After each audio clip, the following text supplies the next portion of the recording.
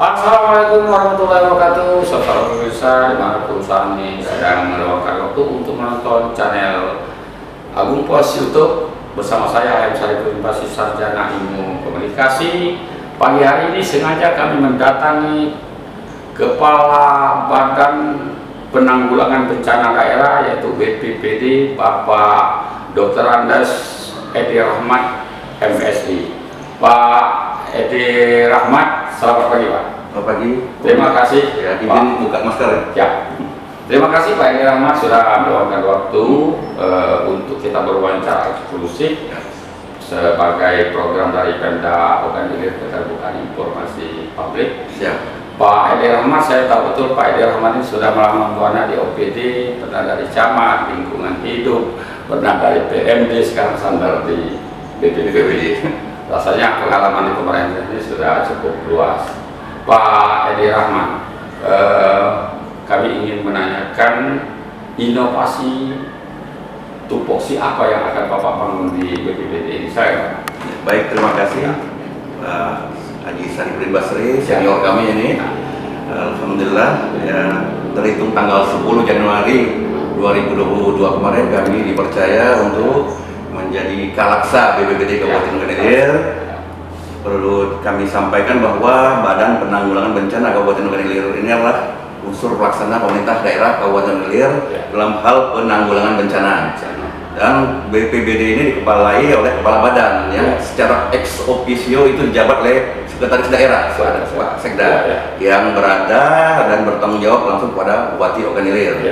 Kemudian untuk pelaksanaan tugas operasional sehari-hari itu ada yang namanya Kalaksa, kepala pelaksana. Kami dipercaya untuk melaksanakan kegiatan operasional itu. Nah, itu. Dalam rangka pelaksanaan penanggulangan bencana ada beberapa hal yang perlu kita siapkan. Yang pertama, pra bencana adalah kesiapsiagaan. Artinya kita harus selalu siap siaga dalam menghadapi bencana. Kemudian setelah terjadi bencana itu adalah tanggap darurat, penanggulangan bencana.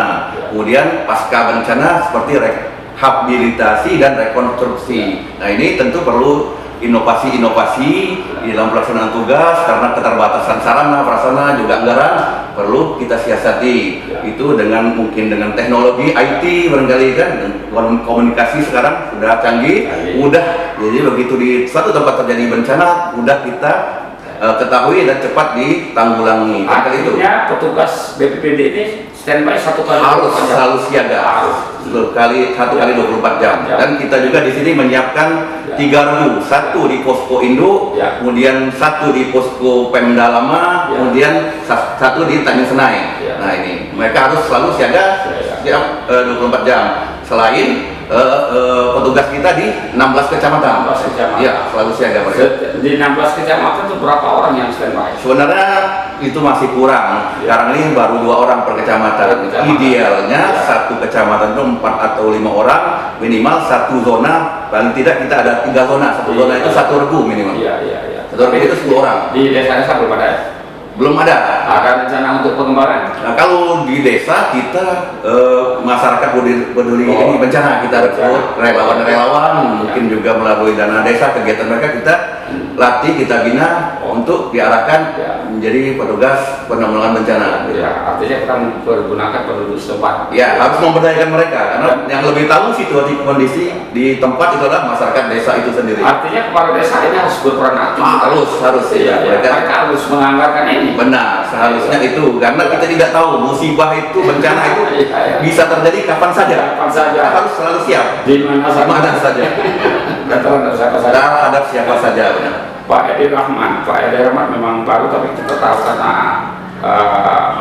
melanglang buananya di pemerintahan. Kami ingin tanyakan berapa banyak personil BPBD ini sekarang? Ya, personil BPBD ini di Satgas Induk itu ada 96 orang. 96 orang. Kemudian di tiap kecamatan masing-masing 2 personil, 2 orang. Dari 32 sekitar 126. Oh, sangat besar, 126 orang. Baru-baru ini ada semacam seleksi ya Ya mungkin itu semacam evaluasi ya. Evaluasi pelaksanaan tugas mereka, bagaimana tugas dan fungsi pokok mereka, keberadaan mereka sebetulnya kita tanggung jawab mereka yang memang mereka profesional di dalam bidang penanganan bencana ini kan. Kita seleksi, kita evaluasi yang mereka memang benar-benar ingin bekerja karena banyak anggaran kita kerahkan ke situ kan untuk honor mereka. Nah, kalau mereka tidak kita manfaatkan secara maksimal, tidak berdayakan secara maksimal, tentu rugi pemerintah daerah. Artinya ada yang terseleksi, ada yang tidak terseleksi. Iya. Berapa banyak yang tidak terseleksi? Mungkin sekitar 30-an, mungkin dari segi disiplin, etika, loyalitas kepada atasan. Nah itu kita lihat dari segi. Artinya bersyukur yang masih bertahan ini mendapat satu kepercayaan, penilaian dan kepercayaan dari cakapan keterampilan. Nah itu. Iya. Berbicara, selain itu berbicara masalah fasilitas penanggulangan, apa saja yang sudah ada? Ya sekarang kita masih banyak sebenarnya kekurangan kita. Sekarang baru beberapa kendaraan operasional, kendaraan tim reaksi cepat, mesin pompa, kemudian life jacket untuk kejadian banjir, barangkali bahan pelampung. Nah mungkin untuk masker kalau sedang menanggulangi kebakaran hutan, lahan, atau itu masih ada sebagian, tapi belum terlalu maksimal. Idealnya kita itu mungkin lebih dilengkapi dengan sarana pompa air, barangkali setiap zona itu untuk pengisian suplai air kita ke pemakaian. Belum ada itu. Idealnya ibu kota kabupaten ini harus ada karena perkotaan kita mulai berkembang, masyarakat tambah padat, dan memang kalau BPBD ini kan sebenarnya lebih ke karhutla, bakaran lahan dan hutan, tapi tidak menutup kemungkinan kita membackup dinas damkar.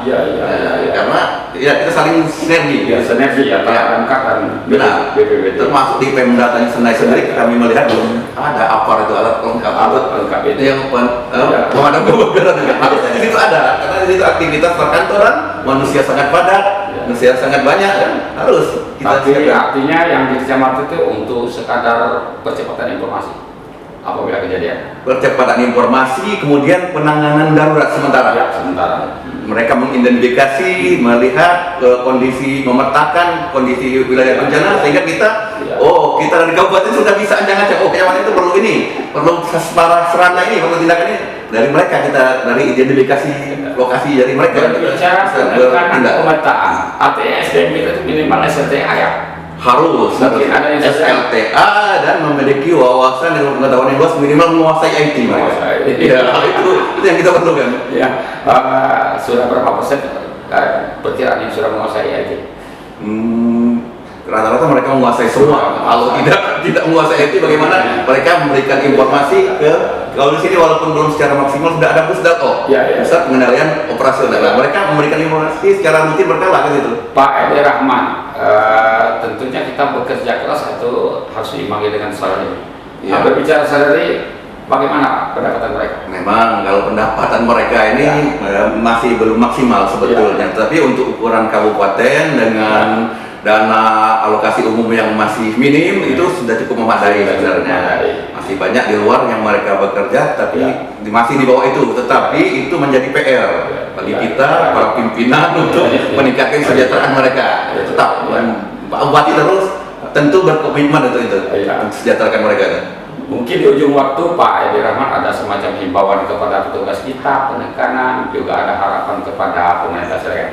Iya. Para petugas kita, personel kita selalu kita himbau untuk meningkatkan kemampuan diri personel itu, baik kapasitas mereka di bidang IT maupun kesamaptaan mereka. Karena kalau bagaimana mereka mau menolong kejadian musibah bencana kalau kondisi kesamaptaan kesehatan mereka sendiri tidak menunjang, itu dengan olahraga teratur, dengan istirahat teratur, makan yang juga mungkin perlu kita tingkatkan gizinya.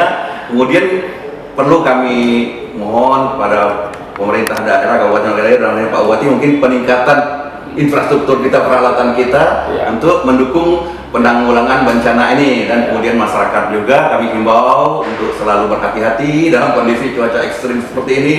Bahaya kebakaran bisa saja kapan saja. Kemudian kita ini kan ada tiga masalah, karhutla, banjir dan angin puting beliung. Nah itu yang jadi masalah kita. Tiga poin kita termasuk juga kalau banjir itu longsor menggerus erosi di pinggiran kita di aliran Sungai Ogan, dari mulai Pemulutan, Tanjung Raja, Sungai Pinang, Rantau Alai, Lubuk Liat, Merangkong itu jalan yang ini yang biasanya kalau dia menggerus ke jalan bisa terputus. petugas kita di wilayah-wilayah tersebut harus standby betul. Kalau standby kami informasikan, kami instruksikan untuk setiap waktu secara berkala pagi, siang maupun sore selalu memantau kondisi itu. Kalau asal sudah ada kita alat pendeteksi angin puting beliung BMG. Ya, kita kerjasama dengan BMG. Kita Ya. belum ada peralatan. Belum ada. Oh ya. Nanti ke depan insya Allah kita minta program kita, mungkin insya Allah anggaran kita membaik bisa kita program seperti itu. Tapi kita tetap koordinasi dengan BMG, SAR maupun Manggala Agni kan bisa lain termasuk personel TNI dan Polri, lalu kita bersinergi. Masih ada lagi yang perlu disampaikan? Cukup. Ya, kalau pemirsa, demikian wawancara singkat kami dengan Ketua BPBD Ogan Ilir atau Kalaksa, Bapak Dr. Edi Rahmat MSI. Sudah banyak kita dengar tadi, insya Allah ini menjadi masukan, menjadi pemikiran para petugas yang sudah direkrut dan menjadi pengetahuan bagi masyarakat umum bahwa BPBD ini standby 1 kali 24 jam. Lebih kurang kami mohon maaf, kepada Allah saya mohon ampun. Wassalamualaikum warahmatullahi wabarakatuh.